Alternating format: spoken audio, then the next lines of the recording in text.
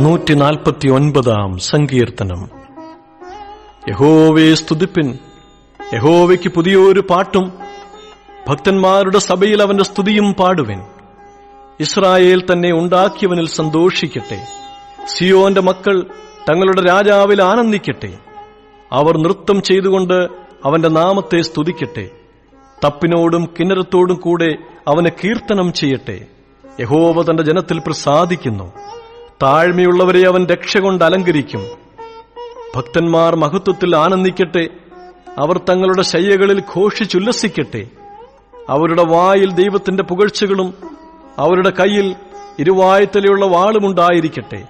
ജാതികൾക്ക് പ്രതികാരകവും വംശങ്ങൾക്ക് ശിക്ഷയും നടത്തേണ്ടതിനും അവരുടെ രാജാക്കന്മാരെ ചങ്ങലകളാലും അവരുടെ പ്രഭുക്കന്മാരെ ഇരുമ്പ് വിലങ്ങുകളാലും ബന്ധിക്കേണ്ടതിനും എഴുതിയിരിക്കുന്ന വിധി അവരുടെ മേൽ നടത്തേണ്ടതിനും തന്നെ.